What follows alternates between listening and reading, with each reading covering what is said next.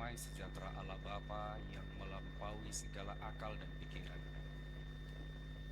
Itulah yang memberkati hati dan pikiran kamu sekalian di dalam Kristus Yesus Tuhan kita. Amin. Shalom. Selamat sore bagi kita sekalian Amanginang. Selamat sore bagi remaja Naposo Bulung.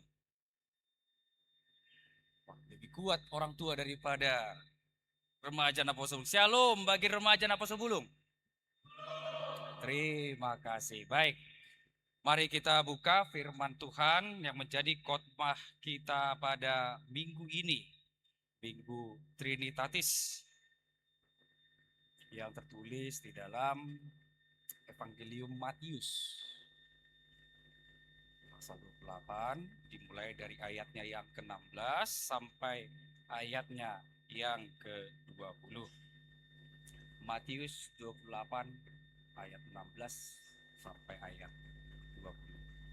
Saya akan bacakannya untuk kita sekalian. Demikian firman Tuhan.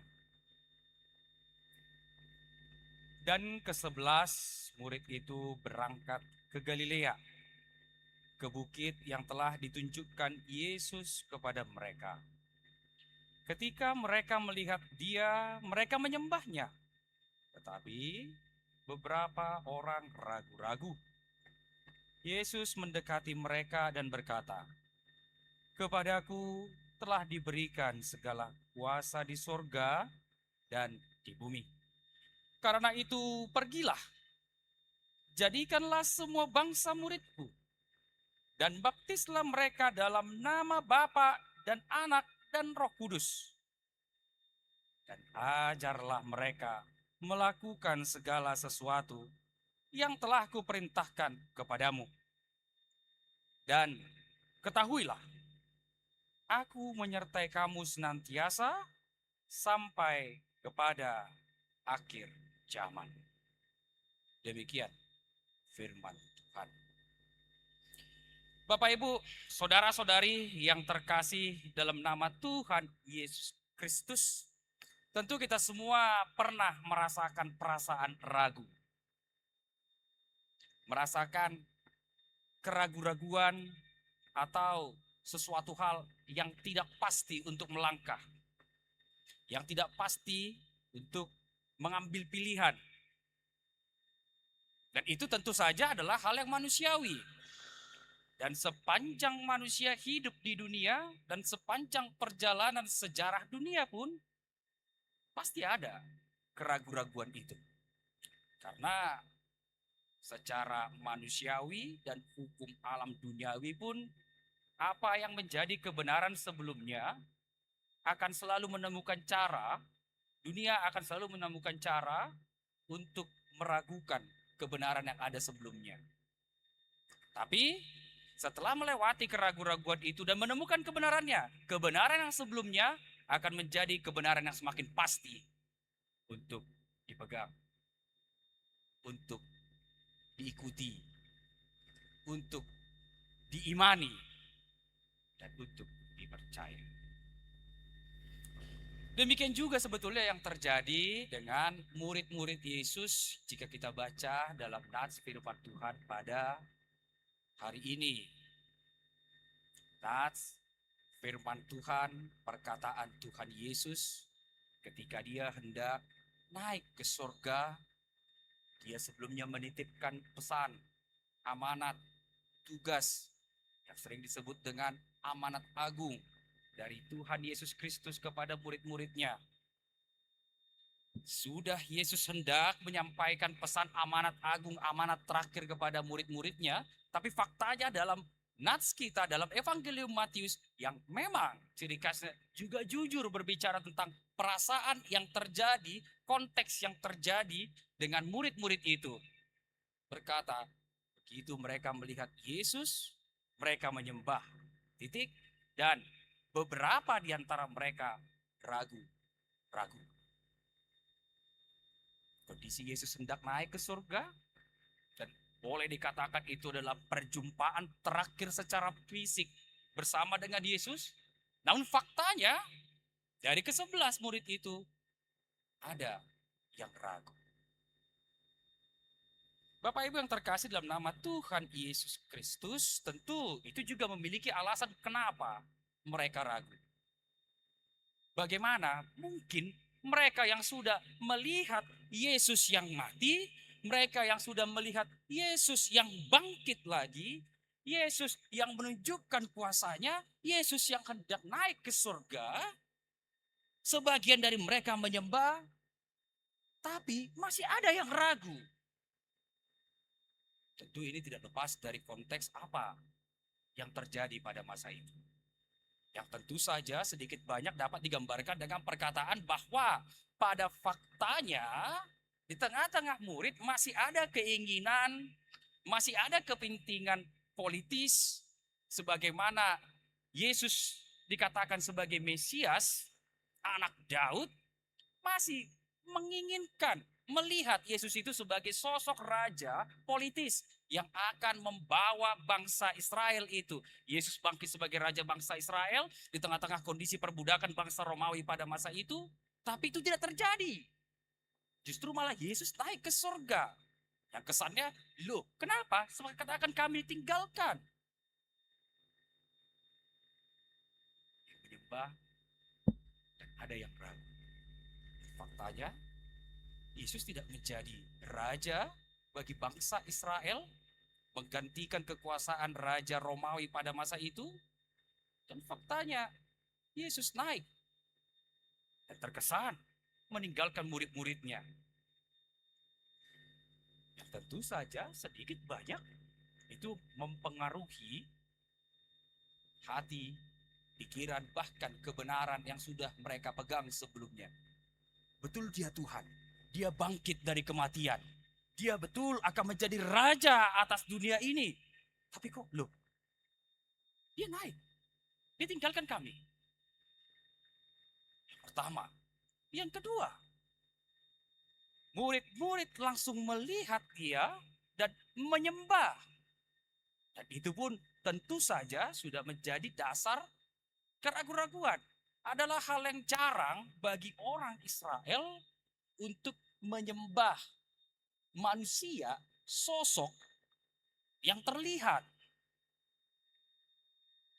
Sebagaimana yang ditunjukkan oleh murid-murid Yesus sebagian itu. Yang memang ketika Yesus sebelum mati dan bangkit, tidak begitu banyak sosok. Dan memang tidak pernah murid-murid itu langsung ketika melihat Yesus langsung menyembah. Tapi sebagian ketika sudah Yesus bangkit dan hendak naik menyembah. Dan itu juga menjadi dasar keraguan-raguan. Loh, kenapa menyembah? Dia guru. Dia manusia. Namun penyebab menyembah dari sebagian dari murid-murid itu memiliki dasar yang jelas.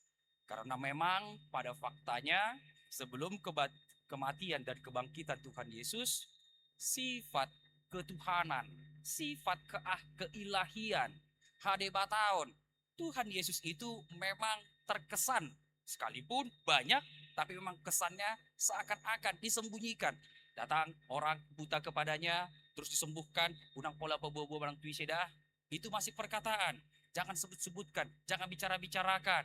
Kata Yesus sebelum kematiannya dan kebangkitannya. Namun ketika dia telah bangkit, dia menampakkan dirinya kepada ratusan orang, kepada ratusan murid-murid pada masa itu. Yang tidak ada sedikit pun lagi pengurangan jati diri dari Yesus itu sendiri. Keilahiannya, ketuhanannya, dia tunjukkan patar, jelas, nyata bahwa dialah Tuhan yang memang, dialah Yesus yang mati sebagai manusia, bangkit juga dalam tubuh manusia, dan setelah itu betul-betul menerima kuasa, kembali kepadanya kuasa yang sempurna. Dan itu keraguan-keraguan yang tadi kita bicarakan tentu saja memang memiliki dasar yang kuat. Bukan artinya mereka belas tidak percaya, tidak mengakui Yesus, Tetapi sebagaimana yang dikatakan tadi, setiap kebenaran akan selalu ditemukan caranya untuk diuji. Kebenaran tersebut untuk diragukan, tetapi ketika keraguan itu sudah dilewati, jadi sebuah kebenaran, itu akan menjadi kebenaran yang lebih kuat. Itulah yang dilakukan oleh Tuhan Yesus kepada murid-muridnya. Ketika murid-murid itu datang menyembah kepada dia, namun ada yang ragu, Yesus justru mendekati mereka. Dengan jelas tadi kita baca di ayat 18, ayat 17 sebelumnya, tetapi beberapa orang ragu-ragu. Dan ayat 18, Yesus mengatakan, Yesus mendekati mereka. Yesus mendekati mereka. Tidak meninggalkan mereka, tidak menyingkirkan mereka, tidak memarahi mereka, tidak menghujat mereka, tetapi mendekati mereka. Bahkan lebih dalam kita baca tadi, bahkan diberikan peneguhan iman yang lebih jelas lagi. Tidak dia singkirkan, tidak dia kucilkan, tetapi dia dekati orang yang ragu itu. Murid-murid yang ragu itu.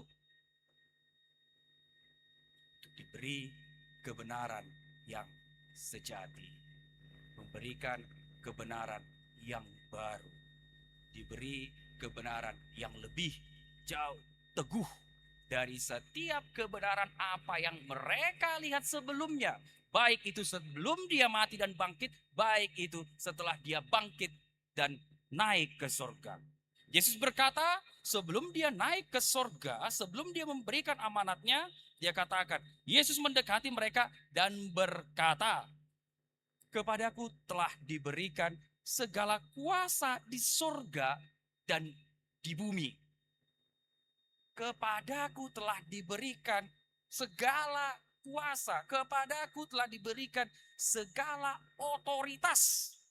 Yang mungkin kalian lihat dulu hanya dalam wujud manusia di tengah-tengah dunia ini, sebelum aku mati, sempurna setelah aku bangkit dan naik ke surga, sempurnalah kuasa itu. Yang muncul pertanyaan, kenapa Yesus berkata kepadanya telah diberikan segala kuasa? Seakan-akan ada yang mengambil kuasa itu dari dia sehingga harus dikembalikan kuasa itu kepadanya. Harus dikembalikan otoritas itu kembali kepadanya. Kenapa seperti itu? Apakah ketika Yesus sebelum dia mati tidak memiliki otoritas, tidak memiliki kuasa? Itu sedikit banyak menjadi pertanyaan yang mendasar di tengah-tengah iman kekristenan kita. Tetapi dengan jelas dapat kita pahami, dapat kita imani bahwa memang betullah kuasa itu adalah milik Yesus itu. Baik dia di bumi, baik dia di surga, baik dia sebelum datang menjadi manusia bersama dengan Allah Bapa, kuasa itu adalah milik dia sendiri. Tetapi harus kita akui, harus kita lihat bahwa memang agar Tuhan dapat mati, kuasanya harus dia turunkan. Itu sebabnya Paulus berani berkata, dia yang tadinya tidak berdosa menjadi mati, menjadi dosa karena manusia. Karena memang logikanya demikian. Jika Tuhan itu di dalam keabadiannya, di dalam kekekalannya, tidak mungkin mati. Dan memang tidak mungkin Tuhan itu mati. Tetapi agar dia dapat menunjukkan kasihnya yang besar, agar dia dapat mengorbankan dirinya melalui kematian, harus dia tinggalkan sebagian, sedikit keabadian, otoritasnya, kuasanya, agar dapat mati. Dan setelah misi kematian dan kebangkitannya, Yesus berkata, kepadaku telah, terjemahan aslinya lebih tepat mengatakan, kepadaku telah kembali setiap kuasa, telah kembali setiap otoritas. Kuasa yang ada di bumi, kuasa yang ada di surga. Bukan lagi sebagian kuasa yang di bumi, bukan lagi sebagian kuasa yang di surga, tetapi seluruh kuasa ketuhanan dari Yesus itu, Tuhan itu, telah kembali kepadanya.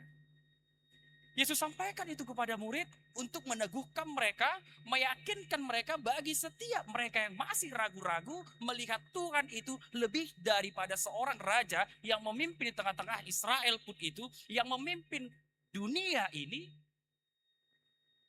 Yesus sampaikan, Yesus teguhkan dengan perkataannya, dengan otoritasnya, agar pada akhirnya apa yang mereka ketahui sebelumnya yang boleh itu menjadi keraguan-raguan diteguhkan dengan otoritas penuh, disempurnakan kebenaran itu, dan itu menjadi Injil, dan itu menjadi sukacita yang terus Injil kebenaran yang terus menerus dipegang dan bahkan melaksanakan misi amanat agung yang disampaikan oleh Yesus. Yesus yang telah mati, Yesus yang telah bangkit, Yesus yang naik ke surga, Yesus yang kepadanya telah diberikan, telah kembali setiap otoritas, kuasa yang di bumi, kuasa yang di surga, raja dari segala raja, Tuhan dari segala Tuhan. Dalam satu kesatuan, berikan amanat agung, pesan kepada murid-muridnya, berkata, sekarang karena itu, pergilah.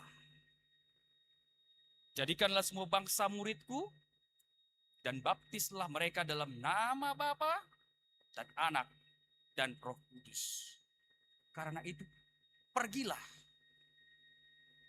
Bukan lagi berdasarkan keraguan-raguan, tetapi berdasarkan kebenaran mutlak dari Yesus itu sendiri, kebenaran yang sempurna, kuasa yang sempurna yang telah ditunjukkan, diwujud nyatakan oleh Yesus Kristus sendiri. Pergilah bergerak dengan itu. Pesan yang disampaikan kepada murid-muridnya. Pergilah, keluar, beritakan. Yang tentu saja pergilah, menemui setiap ciptaan, menemui setiap bangsa, dan jadikanlah setiap bangsa, semua bangsa muridku. Jadi misi murid-murid Tuhan yang hendak terus diberitakan. Dan baptislah mereka dalam nama Bapa dan Anak dan Roh Kudus. Dan ajarlah mereka melakukan segala sesuatu yang kuperintahkan kepadamu. Dan ini juga yang berkenaan dengan topik minggu kita.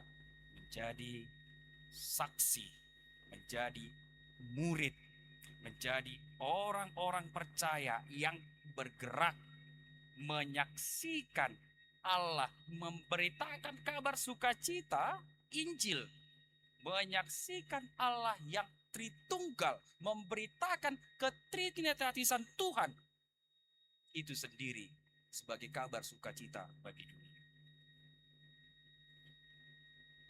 Bapak Ibu yang terkasih dalam nama Tuhan Yesus Kristus, jika berbicara tentang ketritunggalan Tuhan yang sering dan sampai saat ini selalu menjadi perdebatan dan selalu menjadi hal yang sulit untuk diterjemahkan, untuk diberitakan, dan sering menjadi alasan untuk meragukan kekristenan itu sendiri. Dan jangan-jangan di tengah-tengah kita juga, di tengah-tengah jemaat Kristen juga bisa ragu untuk mengatakan bahwa Allah itu Tritunggal. 3 dalam 1, 1 dalam 3, Trinitatis. Dan bahkan jika diperhadapkan dengan realitas yang sering terjadi dalam perdebatan-perdebatan sosial, perdebatan-perdebatan persekutuan, atau berhadapan dengan orang-orang yang majemuk, berlainan, berbeda pemahaman, itu tidak jarang, terlebih kaula muda, jemaat Kristen yang ragu pada akhirnya melihat ketritunggalan Allah itu sendiri. Tidak ada Kristen itu monoteis, katanya. Kristen itu mengenal triteis, 3 Tuhannya. Bapa, Allah Bapa, Bapaknya, Yesus anaknya, Roh Kudus ibunya, katanya pula kan. Dan datang ke tengah-tengah jemaat Kristen atau ke tengah-tengah kita, dan kita pun kembali meragukan, betulkah Tuhan itu Tritunggal, ataukah memang betulkah kekristenan itu tidak mengakui yang namanya satu Tuhan? Bapak Ibu yang terkasih, saudara-saudari yang terkasih dalam Kristus Yesus, dalam perintah Yesus yang mengatakan baptislah mereka dalam nama Bapa, Anak, dan Roh Kudus, memiliki makna yang dalam, memiliki kekuatan yang dalam juga, pemahaman yang dalam untuk kita pahami bagaimana ketritunggalan itu dijelaskan dalam nats kita ini. Dalam bahasa aslinya, Yesus berkata, baptisate eis to onoma, yang artinya baptislah mereka ke dalam to onoma, ke dalam satu nama. Dia tidak berkata, Yesus tidak berkata ke dalam 3 nama, tapi satu nama. Karena bentuk to onoma itu adalah bentuk single, bukan bentuk jamak, bentuk satu. To onoma, ke dalam satu nama. Allah Bapa, Allah Anak, Allah Roh Kudus. Karena dalam tata bahasa atau gramatikal bahasa Yunani sangat konsisten sekali untuk imbuhan-imbuhan menunjukkan berapa orang yang ditunjuk, berapa benda yang ditunjuk dalam bentuk tunggalkah atau dalam bentuk majemukkah. Itu akan selalu konsisten di dalam penulisan bahasa Yunani. Tetapi untuk ini dengan jelas Yesus berkata dan dituliskan to onoma, satu nama. Tidak dalam bentuk jamak mengatakan namanya, tapi satu nama.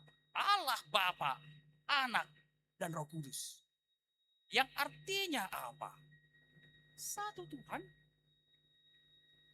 3 nama. Satu sosok, 3 pribadi. Itu dulu pemahaman, penjelasan dari Bapak Gereja. Tetapi dengan jelas nats kita berkata, penyebutan 3 nama tapi satu nama yang satu kesatuan.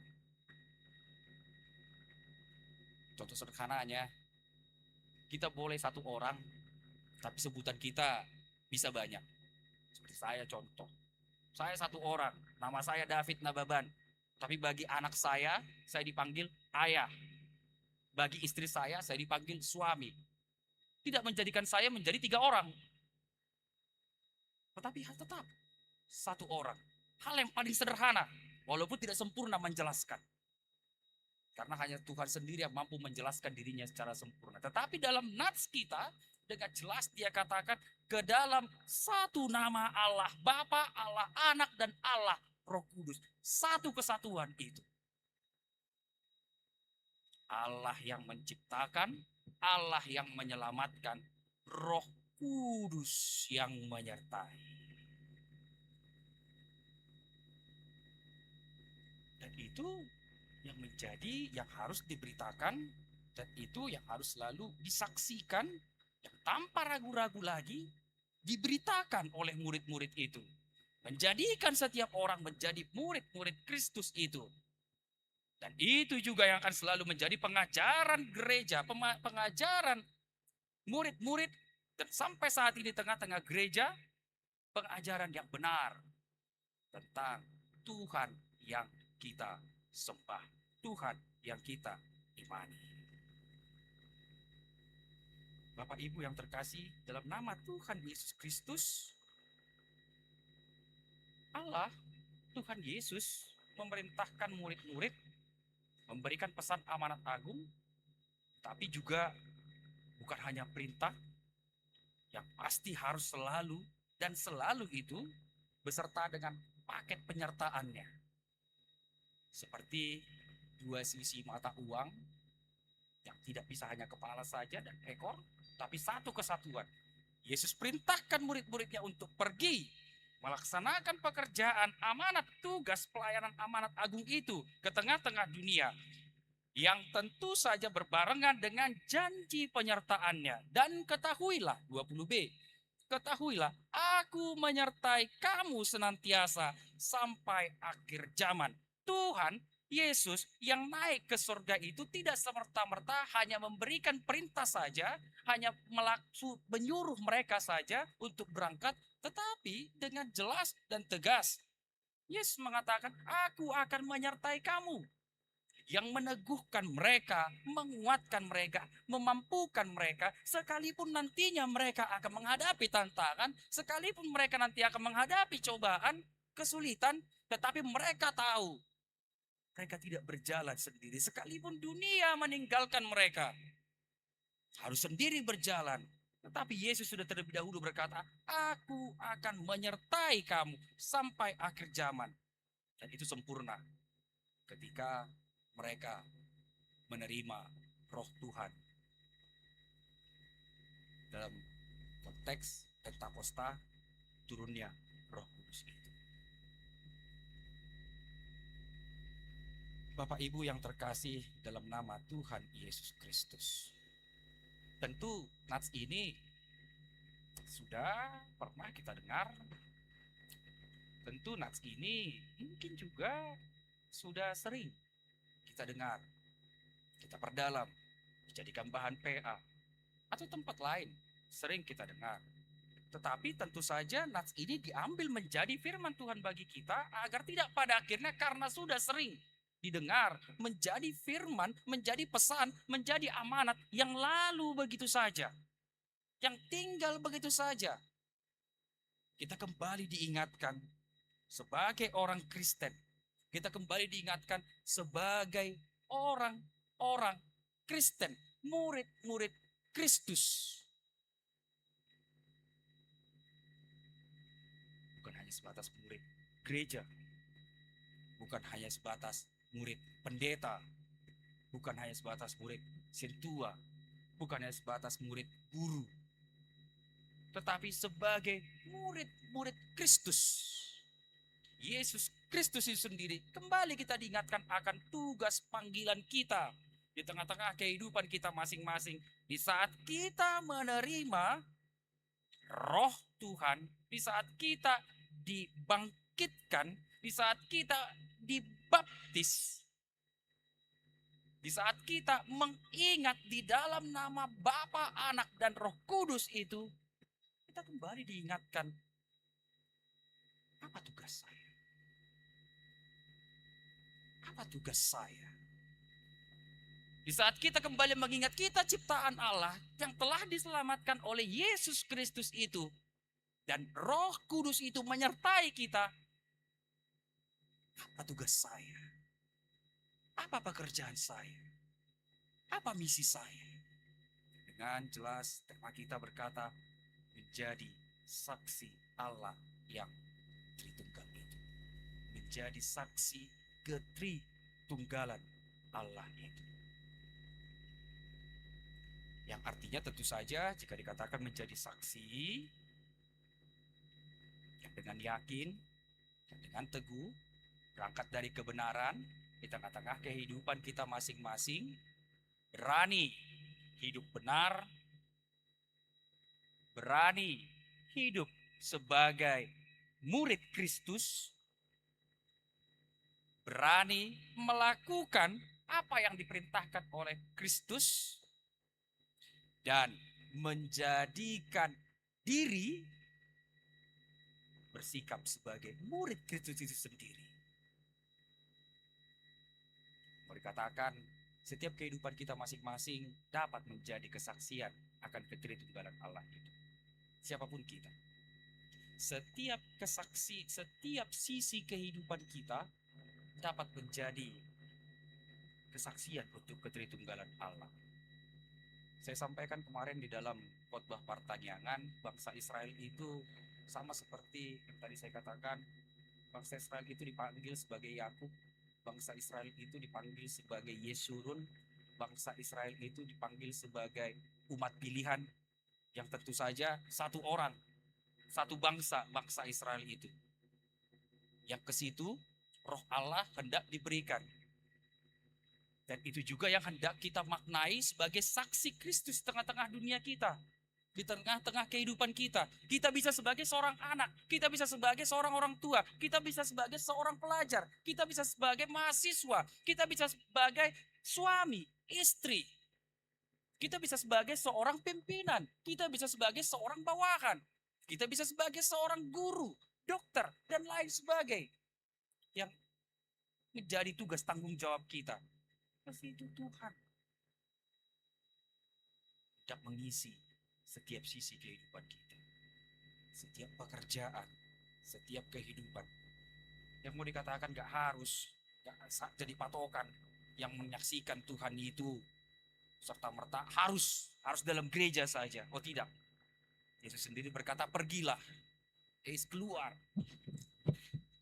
Agar pada akhirnya setiap orang yang tidak mengenal, yang belum mengenal, dan kita yang keluar dari gereja ini, yang berangkat ke tengah-tengah dunia ini, dapat menjadi kesaksian untuk setiap aktivitas pekerjaan kita.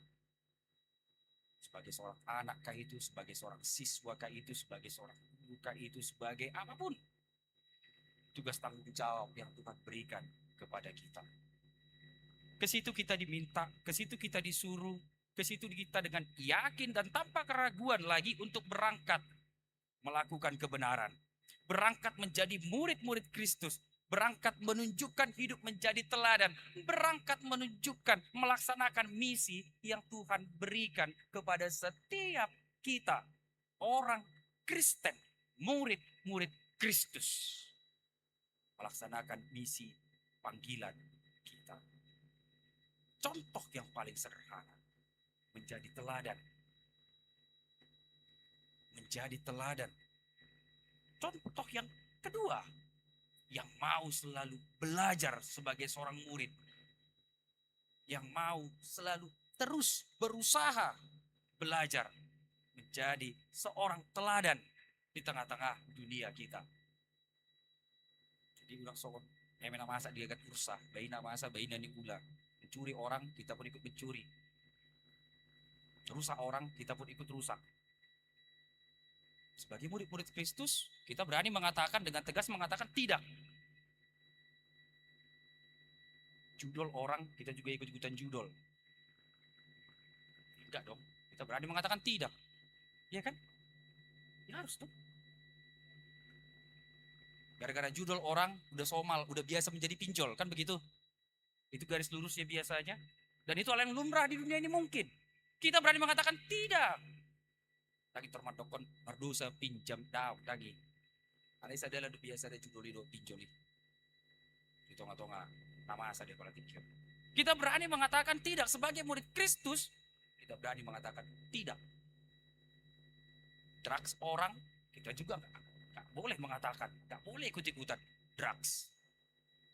Pergaulan bebas orang kita berani mengatakan tidak sebagai murid-murid Kristus. Tengah-tengah kehidupan kita masing-masing. Sebagai pemuda kah itu, sebagai remaja kah itu, sebagai penaposo kah itu, atau tengah-tengah keluarga sebagai keluarga kah itu.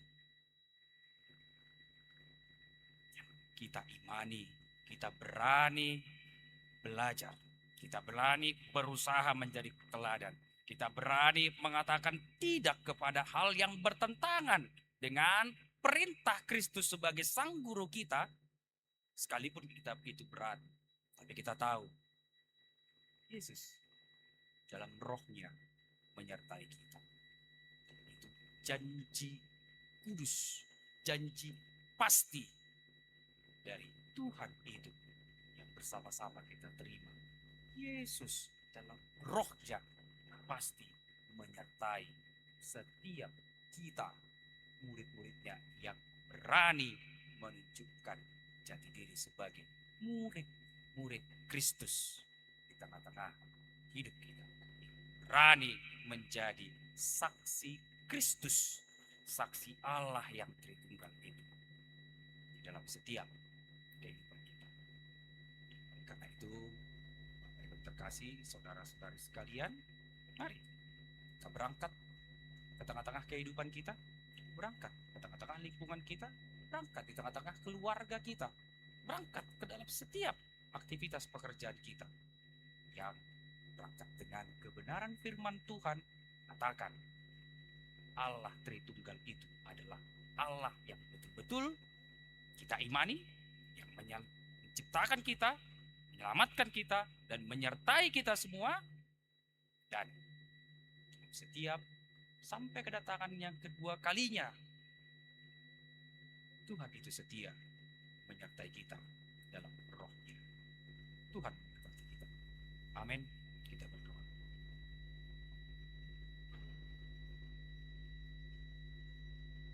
Tuhan Allah kami, Tuhan yang kami sembah di dalam ketritunggalan-Mu, Allah Bapa, Anak, dan Roh Kudus.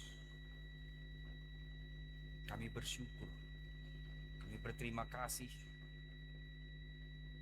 untuk kehidupan yang Kau berikan, untuk keselamatan yang Engkau berikan, untuk penyertaan yang masih kami rasakan hingga saat ini, sehingga kami boleh beriman kepadamu hingga saat ini ya Tuhan.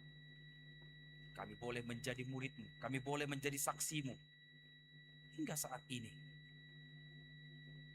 Siapapun kami, besar, kecil, anak, pemuda, orang tua, para halado, jemaat, untuk setiap tugas-tugas yang Kau berikan, setiap segi-segi kehidupan yang masih Kau berikan bagi kami.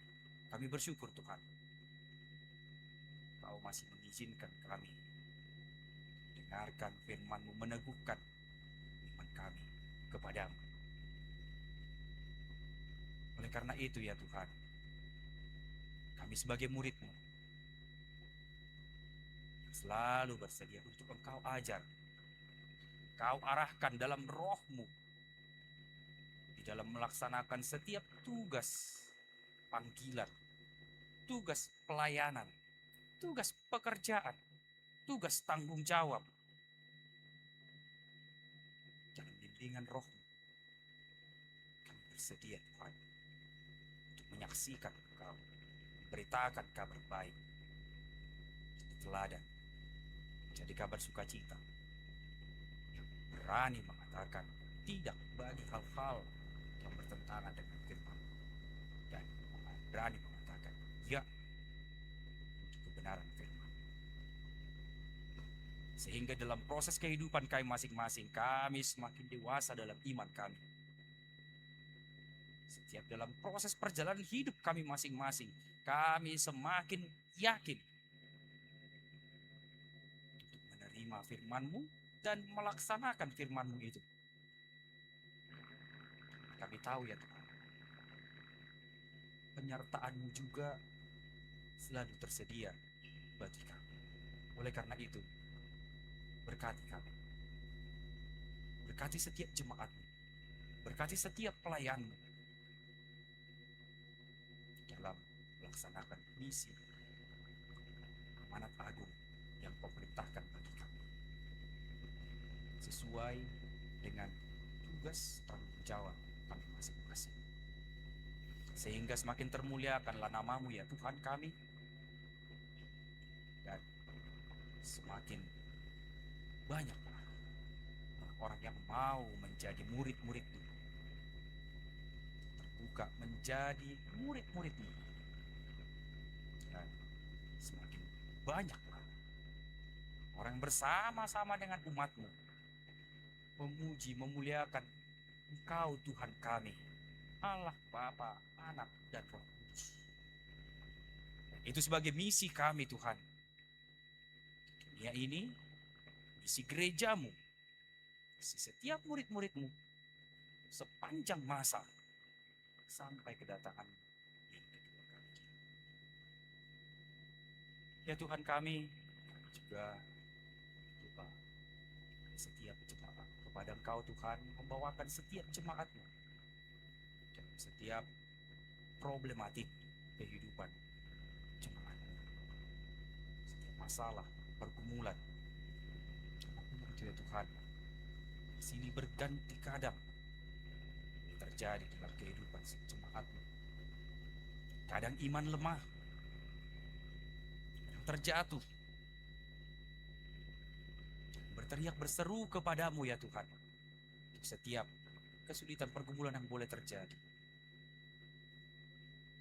mohon Tuhanlah yang selalu memberikan roh-Mu, membantu, melindungi, menyertai, dan membantu setiap jemaat-Mu melewati setiap pergumulan hidup mereka, baik pergumulan di keluarga, pergumulan tengah-tengah pekerjaan, pergumulan tengah-tengah dunia pendidikan, atau apapun Tuhan terjadi, jadi kesulitan, sehingga boleh terlewati dengan kuasa, dengan kasih-Mu. Saat melewati itu dengan baik, iman kami, iman setiap jemaat-Mu, murid-murid boleh semakin bertumbuh hanya untuk memuliakan nama Tuhan. Ya Allah, kami juga berdoa terlebih khusus lagi untuk setiap jemaat-Mu yang tengah dalam kondisi kurang sehat. Sebagaimana tadi yang kami baca dalam warta gereja-Mu, Amang D. Aritonang, Amang BD Vento Panjaitan, Amang Atam Pubolon, Nyonya Sitanggang Boru Sitorus, Nyonya Desi Mamora Borusiaan, J. Simbolon, Jeffrey Samosir, Situa Asia Dari, dan Mikael Simanulang yang dalam kondisi kurang sehat ya Tuhan. Tuhan juga yang memberkati setiap proses penyembuhan, makanan, minuman, obat, para medis, tangan keluarga yang membantu setiap proses penyembuhan bagi setiap jemaat. Agar setiap kesehatan yang Kau berikan, setiap jemaat yang sakit boleh semakin sehat, dan kesehatan yang Kau berikan itu dan Kau berikan juga bagi kami, boleh kami pergunakan untuk mengerjakan perintah-Mu, tugas tanggung jawab sesuai dengan kehendak-Mu, menjadi kemuliaan bagi nama-Mu. Boleh kembali bersuka cita, memuji memuliakan nama Tuhan. Ya Tuhan Allah, kami juga berdoa untuk setiap impian cita-cita dari setiap jemaat-Mu, dari setiap anak-anak gereja-Mu. Rindukan pendidikan, perkuliahan. Kau tahu Tuhan apa yang menjadi impian mereka, cita-cita mereka. Mungkin ada dari teman-teman, saudara-saudara kami yang gagal. Kami tahu Tuhan, semakin terbuka juga lah jalan yang sesuai dengan kehendak-Mu bagi saudara-saudara kami yang gagal dalam mengikuti ujian-ujian mereka, sehingga semakin berserah kepadamu, memohon kepadamu, kerjakan sesuai kehendak-Mu. Apapun Tuhan menjadi jalan yang Kau berikan, boleh menjadi sumber sukacita penuh bagi setiap anak-anak gereja yang menghentikan pekerjaan Tuhan, mereka yang sudah lulus, dan juga lah yang menunjukkan pekerjaan, berikan pekerjaan, yang merindukan jodoh bagi setiap anak-anak gereja-Mu yang sudah cukup umur, juga lah yang memberikan yang sepadan, takut akan Tuhan, yang mau selalu tunduk akan firman-Mu, sehingga setiap jemaat-Mu, setiap anak-anak gereja-Mu bertumbuh selalu menjadi keluarga Kristen, takut akan Tuhan. Demikian juga untuk setiap jemaat-Mu Tuhan yang sudah Engkau berkati dalam dunia pernikahan, merindukan keturunan. Tuhan juga lah yang memberikan, berkati pernikahan mereka semakin lebih bahagia lagi, keturunan yang daripada-Mu ya Tuhan, sehingga semakin sempurnalah setiap pernikahan, keluarga yang Kau persatukan bagi kemuliaan nama-Mu di tengah-tengah gereja-Mu ini.